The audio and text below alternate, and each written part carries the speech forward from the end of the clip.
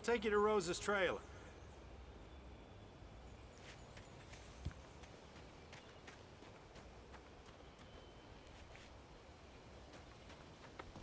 Just follow me. It's not far.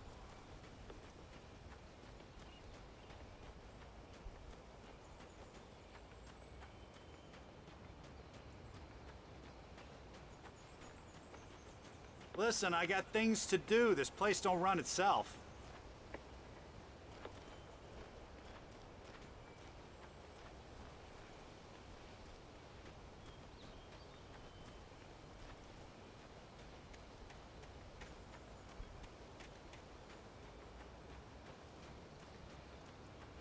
Aw, give me a break, mister. Can we just get a move on?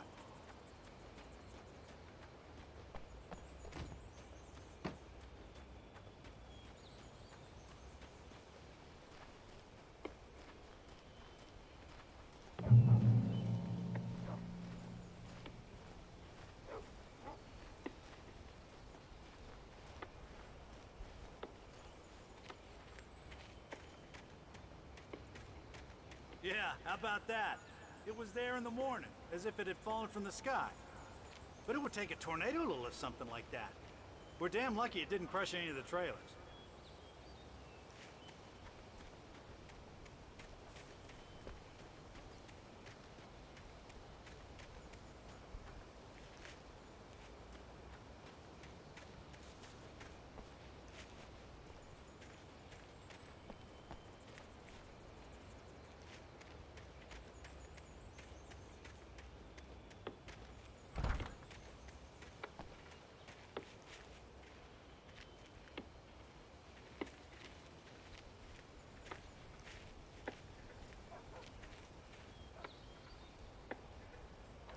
Gets better. A local girl, Barbara Jagger, drowned in Cauldron Lake just a week earlier. They were lovers.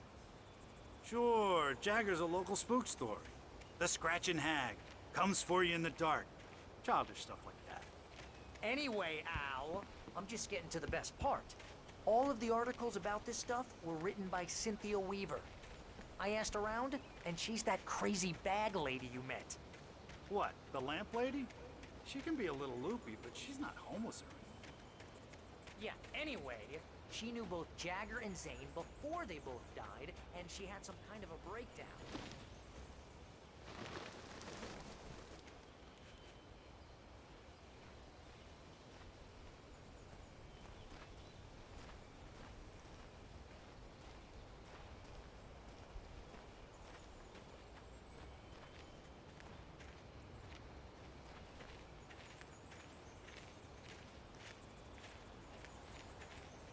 Well, mister, this here's Rose's trailer. You mind me asking what you want with her? We're just here to talk to her, pal.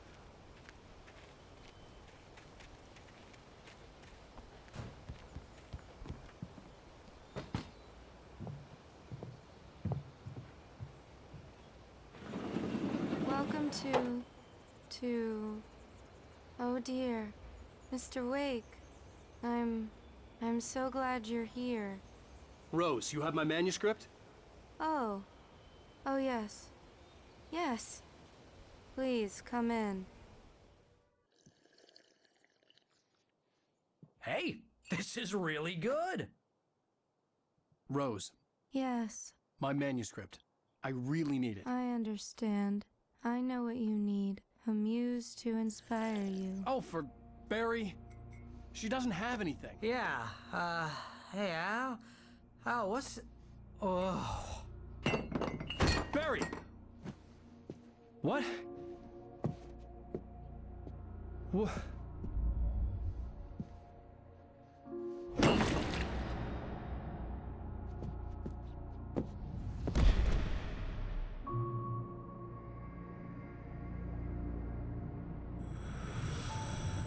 It's coming for you, hiding in my barber's skin.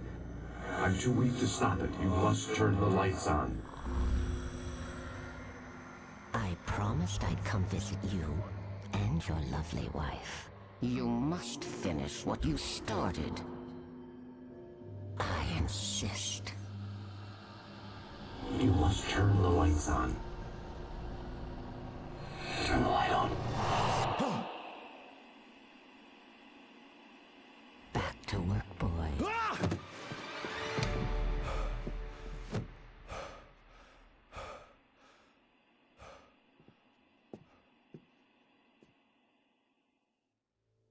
I felt nauseous, hungover. Only anger kept me going. I can't tell reality from dream anymore, but it seems I have an imaginary editor to help me. She's an old woman in a funeral dress. I call her Barbara Jagger. She's very strict. I'm writing faster and faster. My manuscript is being heavily revised. The edits are getting very aggressive, and each day there's less of me and more of her. I hate it, but I know she's right. She promises me I can save Alice this way. She knows more of this than I do. About the complex incantation I'm attempting. About this place.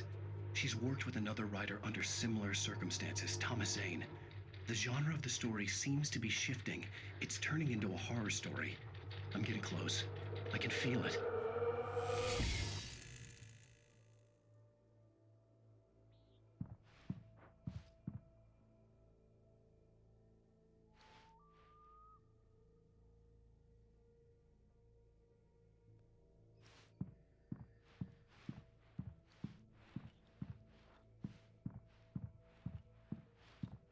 Rose took a day from me. I had less than 12 hours left to meet the kidnapper. All I could do was get Barry into the car, work something out once I got on the road. Welcome to the Oh Dear Diner. What can I get you today? Coffee? I couldn't work up much hate for Rose. Something had used her to get to me and left its mark. First refill is free. Milk and sugar on the counter there. Would you like to hear today's specials? Thank you. A nice day. Come back soon. Barry was out of it. He was way too heavy to carry. You're right. I deserve more money. I'm so handsome.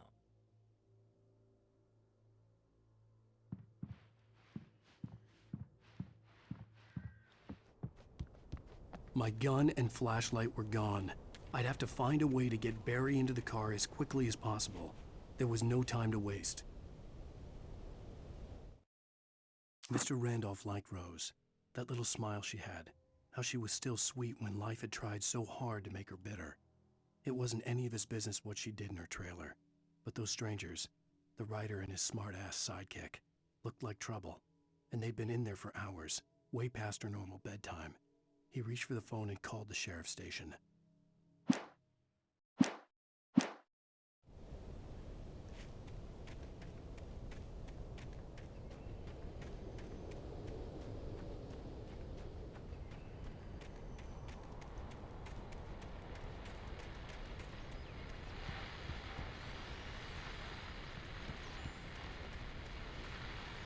I just stepped outside to catch a breath of fresh air. Let me tell you, the weather's getting heavy.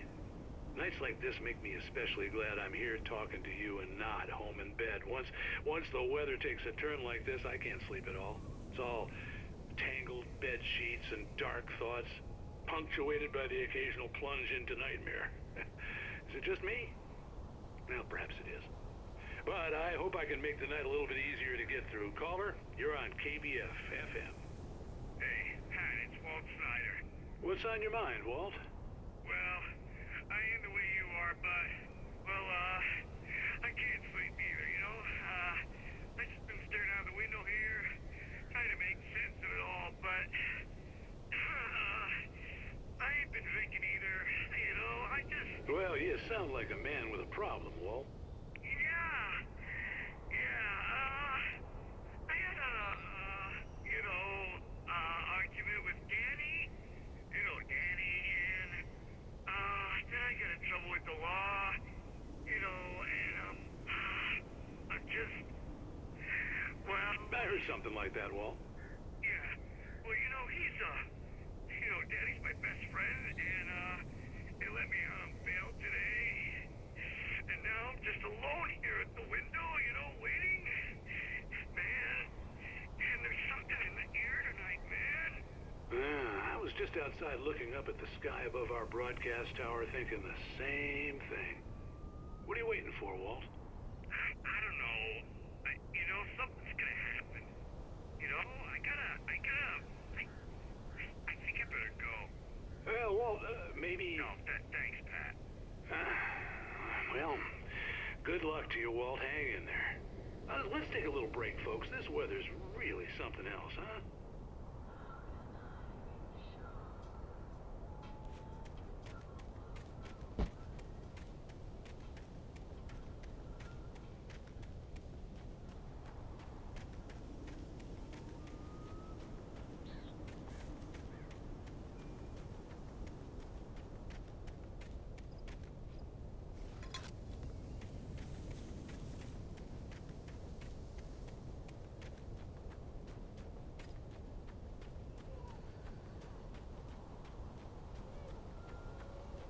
Oh, you're gonna get it now. God knows what you've done to that poor girl. This is Agent Nightingale, FBI! Get him up, Hemingway! You're under arrest! You move a muscle, I'll unload right in your goddamn face! Stay right where you are, Slane!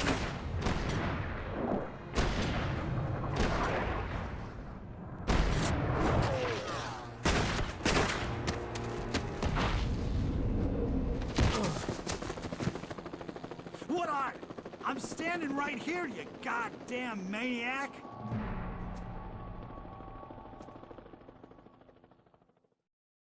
I hated to leave Barry behind, but there was no way I'd miss my appointment with the kidnapper. Give it up, Mr. Wake. Come on. Take it easy on him. Move it, move it, move it! I'll have your chance if you let him get away.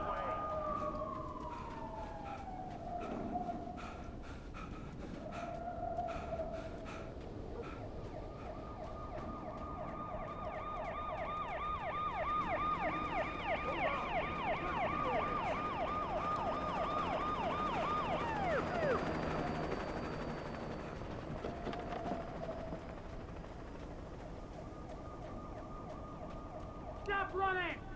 Freeze! Okay, men, keep your eyes peeled. He's gonna try to make it through here. Oh, damn. Where did he go? Man out! Whoa! Stop! God damn it! Where did he go? God damn it! Where did he go? Slipped away. Keep an eye out.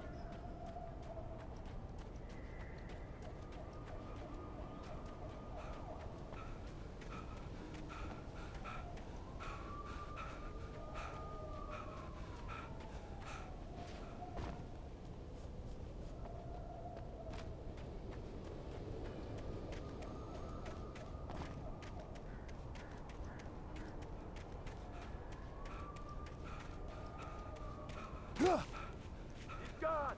Come on, guys! We need to head him off!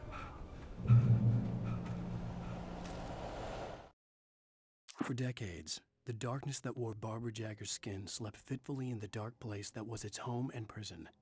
It was hungry and in pain. It dreamed of its nights of glory when the poet's writing had called it from the depths and given it a brief, terrible taste of power and freedom. The rock stars had stirred it from the deep sleep the poet had sunk it back to in the end. When it sensed the writer on the ferry, it opened its eyes.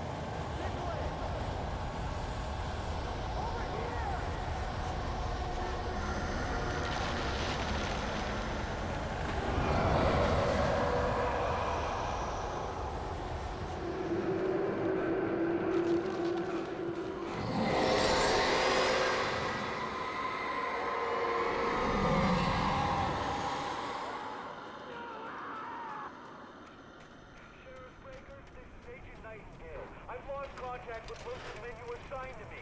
This horror was everywhere I went, circling me. The cops didn't stand a chance. They were after a writer, not a monster. He's the guy we're chasing. If it's not him, who then? Bigfoot? Over. I don't know yet, but I'm not in the habit of jumping to conclusions. That tends to come back and bite you in the ass. Out.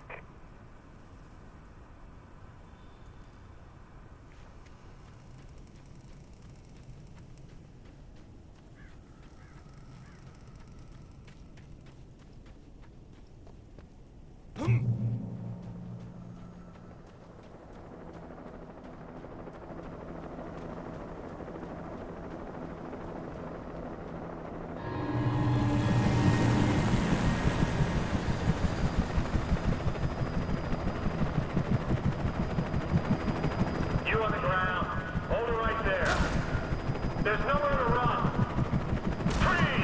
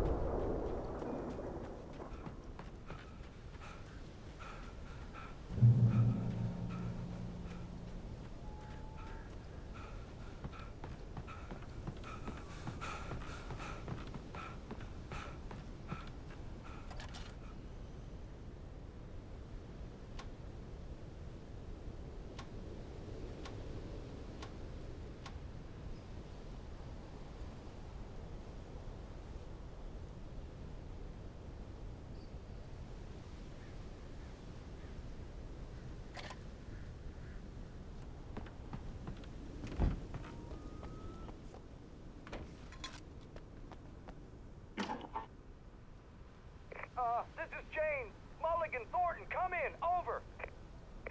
Thornton here. James, we got both Wheeler and Rose in custody. They didn't put up a fight or anything. Why, they were... Hey, Mulligan, what are you doing? Come on. Sit down and give me that. Jane, Mulligan here. Over. Go ahead, Mulligan. Over. We got Wheeler and Rose here. Wheeler's drunk or hopped up on something. Speaking of which, that Fed had a pretty distinctive whiff of Otis Scotch about him, if you know what I mean. Over. I don't have anything on that, Deputy Mulligan. Over. Well, whatever. Anyway, Rose is just being plain weird here. You better get Doc in to take a look at both. Over. Gotcha. You better get them here quickly. The, Fed's gonna want to interview Wheeler. Over. Oh, yeah, I'll bet he does. Looks like they have a lot in common. Mulligan out.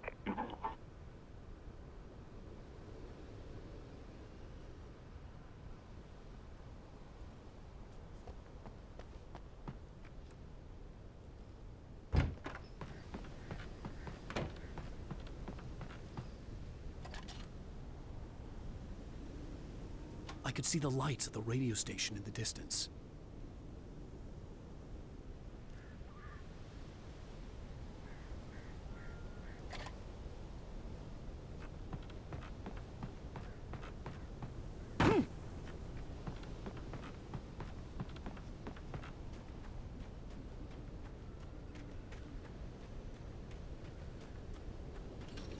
I imagined that the broadcast tower in the distance was part of the local radio station. Maine seemed like a decent guy. Perhaps he could give me directions to the coal mine.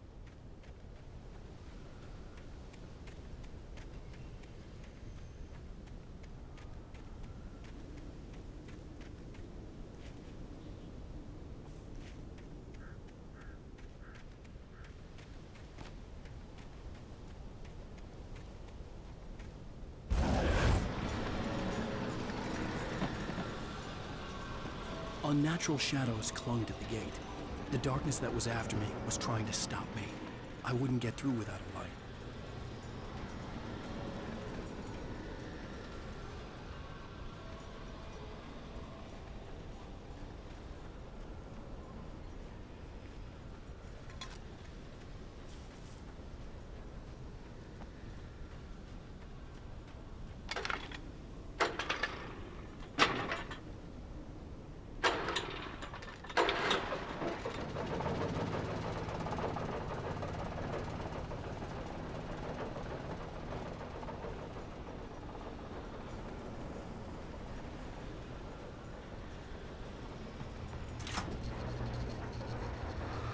The old generator conked out.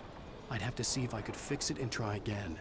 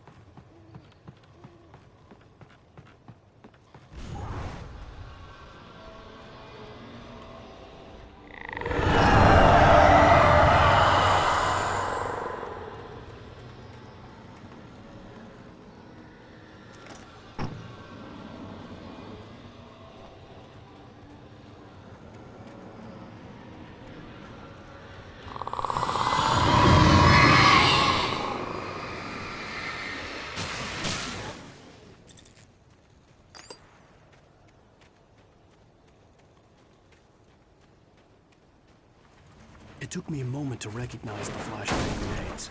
They were an ideal weapon for my situation. Team 1, come in. Over. Team 1, this is Sheriff Breaker. Report. Over. Team 2, come in. I need a report. Over. Come on, guys. Talk to me. Come in, please. Over.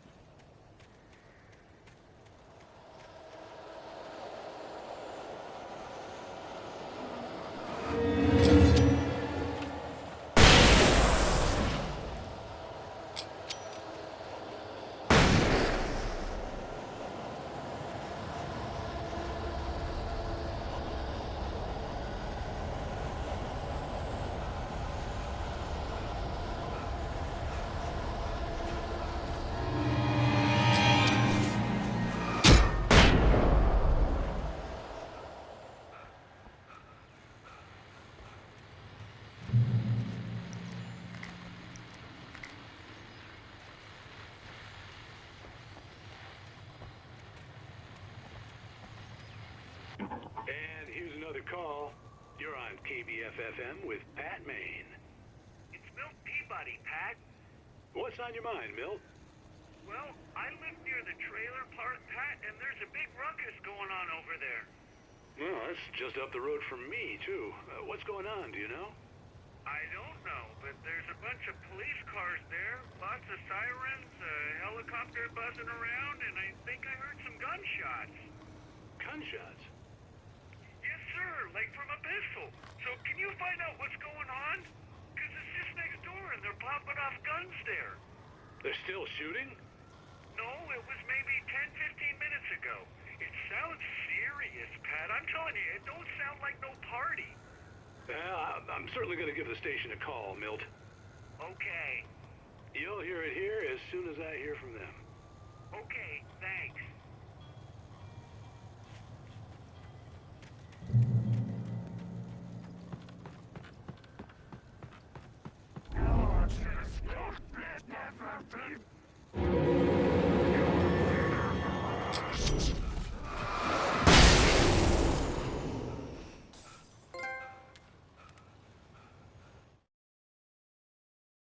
Touched by the dark presence, Rose was lost in a dreamland where everything was drawn in black and gray crayons.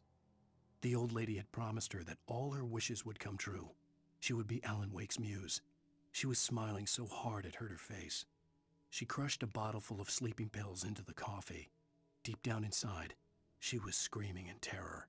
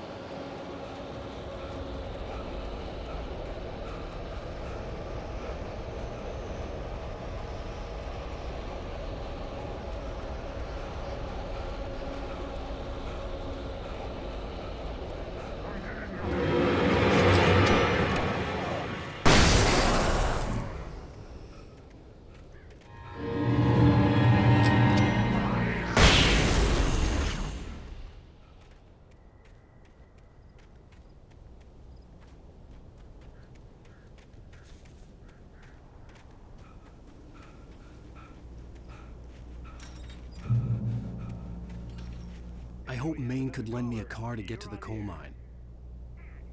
Why, hello, Lorna. What do you have for us? Well, I just don't see why Scott's bothered with the trailer park. What do you mean? It's a trailer park. Of course you wouldn't have trouble in a place like that. I mean, what do you expect?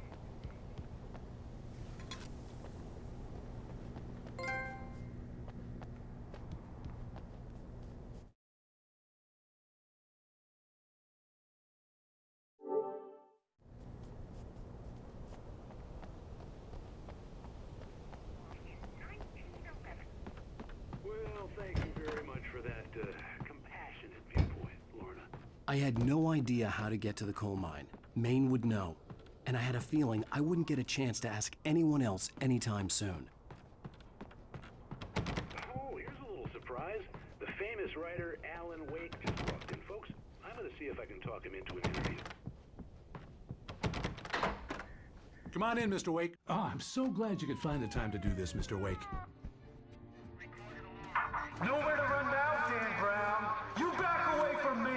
Don't hurt it. Whoa. Everyone calm down. Put the gun down. We're all friends here, right? Cool your jets, Nightingale. We got him. Judas Priest! What the hell's the matter with you? There's a civilian in there.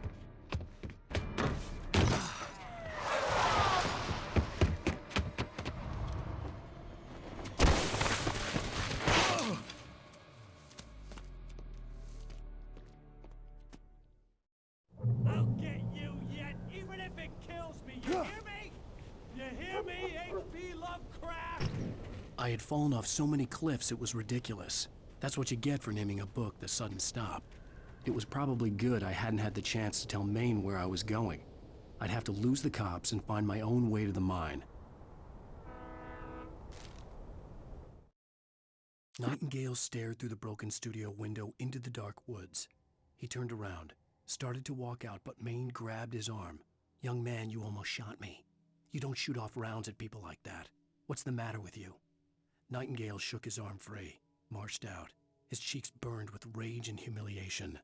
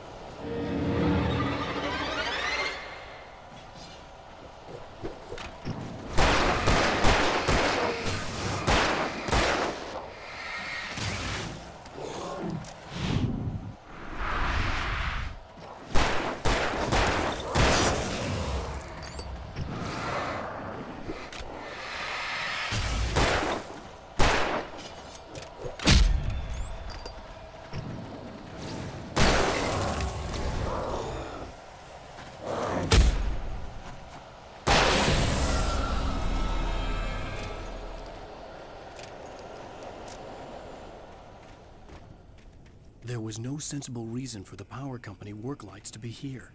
It was almost as if they'd been left for someone like me to use.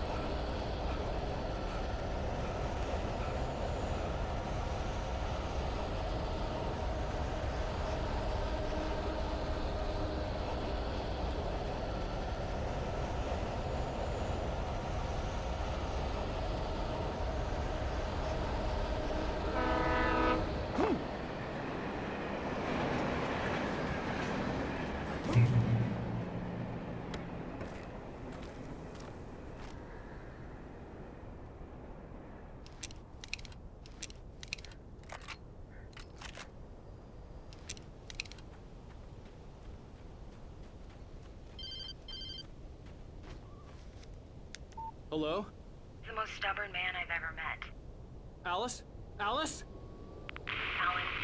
Alan. I'm so afraid. It keeps me in the dark. Please help me. I look at you, Alan, and it's not you. Something else. Looking out from behind your eyes. Alice, I'm here. I'm so alone here. It's all gonna go to hell. You need to be careful. Cooperate. The connection had been terrible, but that wasn't the only thing that hadn't been right with the call. She sounded wrong somehow, but she had called me.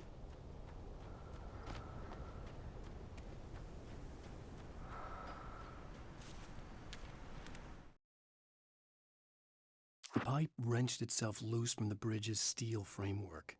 Wrapped in darkness, it floated in midair, twitching. For a moment, I didn't understand what I was looking at. The heavy object lurched at me with impossible force. I threw myself out of the way, but just barely. When I turned my flashlight on it, it shook in a dark rage before it flew at me again.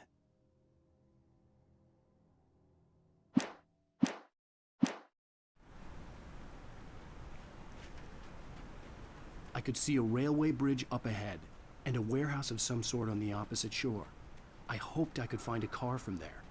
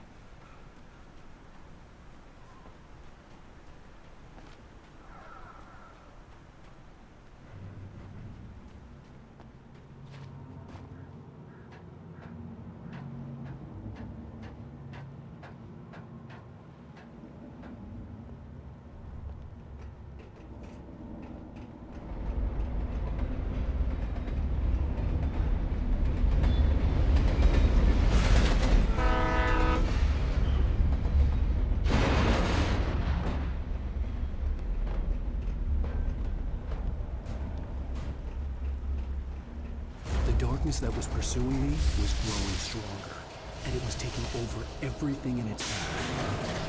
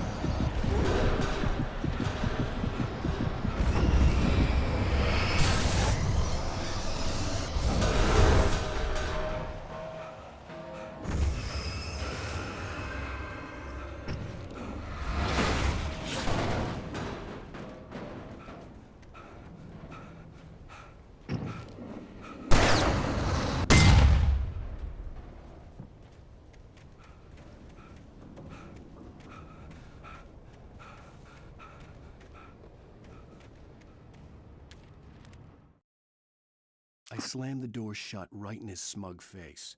He pleaded for me to open the door. True to form, the asshole actually thought I would obey. I had no sympathy left, no guilt either, not for him. I took a moment to savor the scream. I bet I had a smile on my face. It was all that I had time for. The dark presence was inside the lodge with me.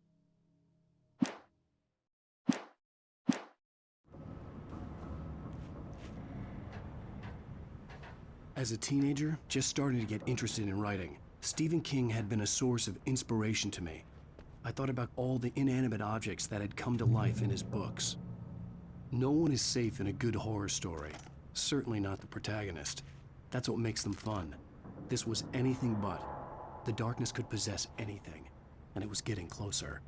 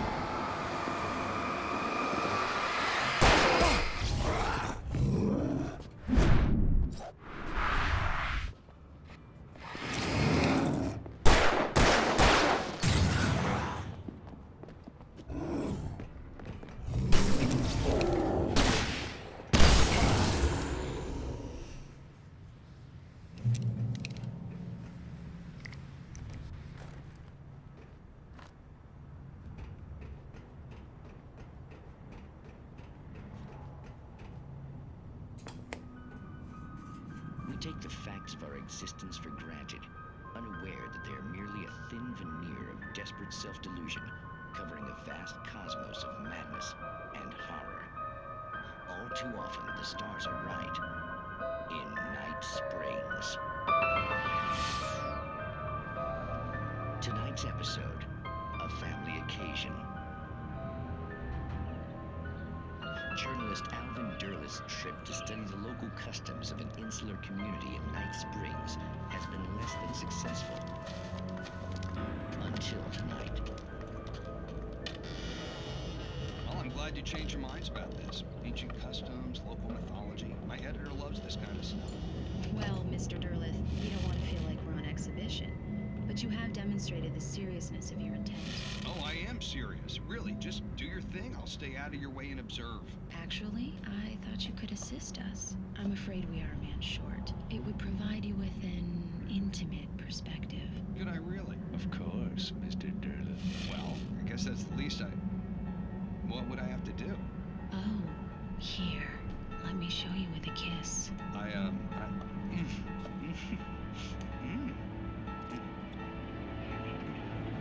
What did you add?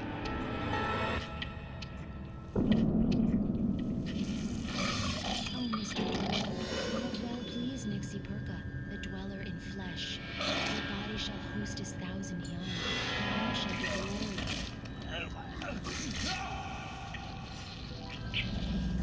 Shh, darling, be calm. Shh. Alvin Derleth learned a harsh lesson.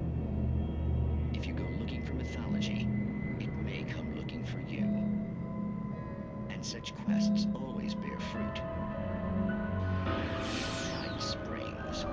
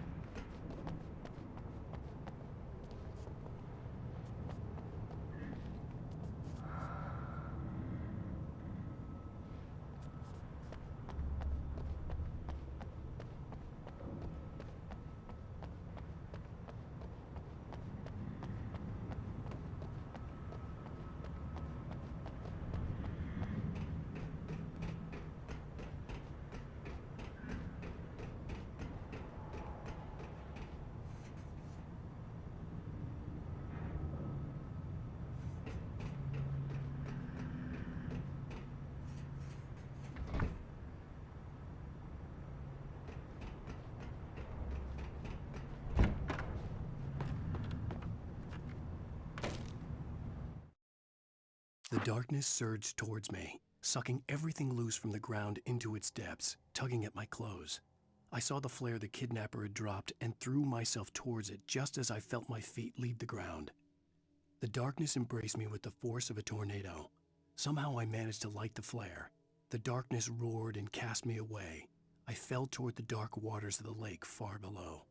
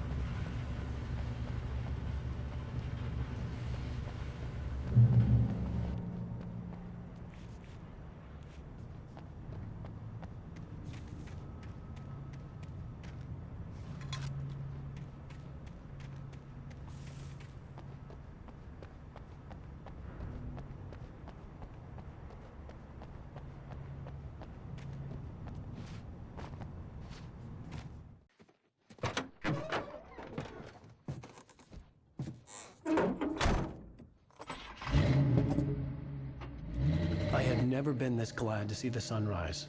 I had a couple of hours to get to the coal mine.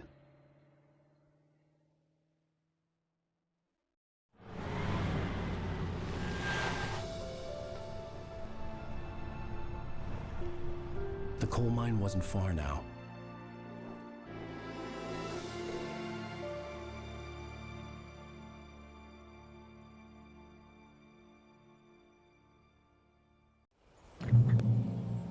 Today, I would meet the kidnapper, and he would give me Alice. I wouldn't give him any other choice.